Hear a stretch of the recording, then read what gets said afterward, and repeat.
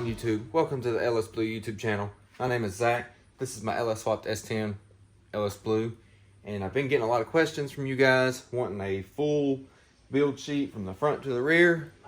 So I'm going to try to go over everything real quick with you so you have an idea of the setup on the S10. It's pretty straightforward, pretty basic. There's nothing crazy done to it. Just your average LS-swapped S10. But let's get started. All right, so first thing, it's a 1996 S10 SS, original SS, and it has been painted blue with the front end conversion done to it. And it came factory step side. I know a lot of people are asking about the step sides. Yes, it's a factory step side truck that started in 96. It had the ZQ8 suspension. It no longer has that because drag race. All right, so starting in the front, we've got 98 and up front end conversion, bumper, headlights, and all that. We have you can't see it, but there's a True Cool 40,000 transmission cooler in there. We have a stock S10 radiator with dual Dodge Intrepid electric fans, and they work absolutely fantastic. They keep the truck nice and cool, around 185 degrees, especially during cruising season in the middle of summer. We have a custom cold air intake.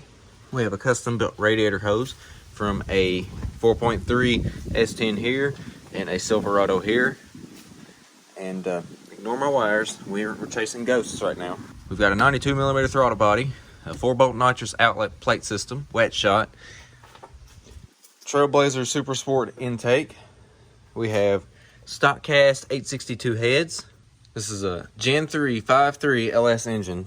Came out of a Silverado, and it's got a BTR LS1 Stage 3 cam in it. It's nice and choppy. We've got MSD plug wires, but those are whatever. We have factory truck injectors. They're like 25-pound injectors, so they are maxed out. We've got Hedman Hustler long tube headers.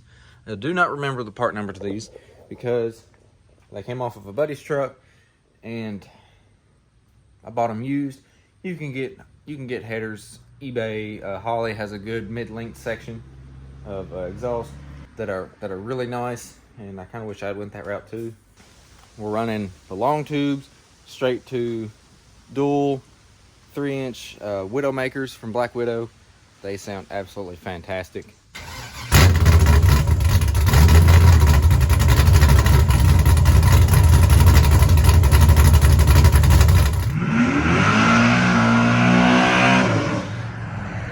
We have a non-AC S10 heater box, and over here we have a Langenfelter LNC 2000 that runs the two-step and the timing, and it pulls the timing for the nitrous and all that on the wide open throttle switch.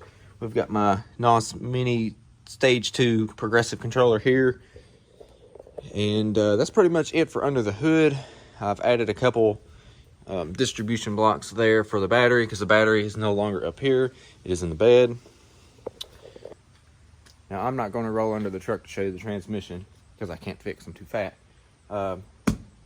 It has a built 4L60E.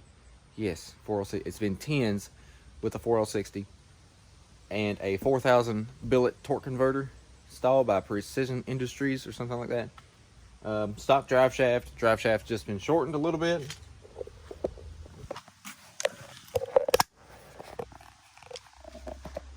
As you can see, drive shaft, it has a forward 9-inch rear end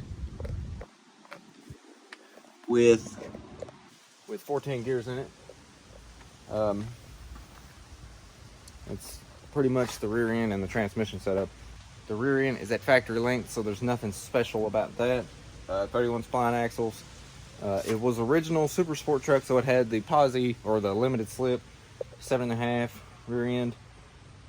And they did away with it whenever I grenaded it. I have a fuel cell with a Walbro 255 inline fuel pump, C5 Corvette regulator coming up to a returnless style fuel rail. The Corvette regulator actually has a return on it, so it goes back to the fuel cell. With the nitrous, we're spraying a 150 shot. Truck's been a best of 1083 at 123 in the quarter with the nitrous, 687, 99.8. in the 8th.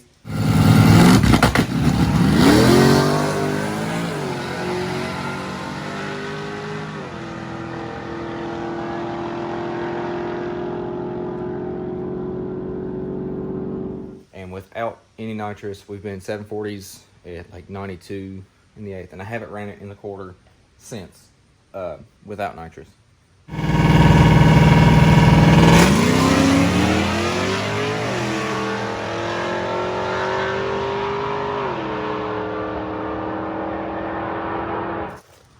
Front suspension, we have the front sway bar delete. We have stock Super Sport springs with Viking double adjustable Crusaders under here. A Blazer brake swap, the caliper swap, dual piston caliper, extended 1-inch extended ball joints for maximum suspension travel. The truck has almost 7 inches of suspension travel in the front, which is absolutely awesome now. We haven't been able to test it out because we're chasing ghosts and I don't know what's wrong with it.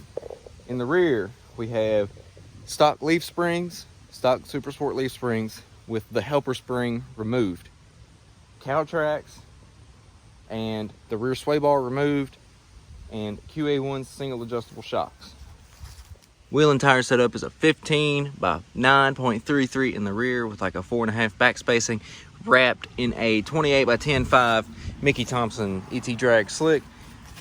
And up front we have a 15 by 4 whaled with like a 165 80 15 tire. So nothing crazy there yet. On the inside, nothing special. No gauges. The gauges are actually on this OBD2 port reader. 98 and up seats, split back glass.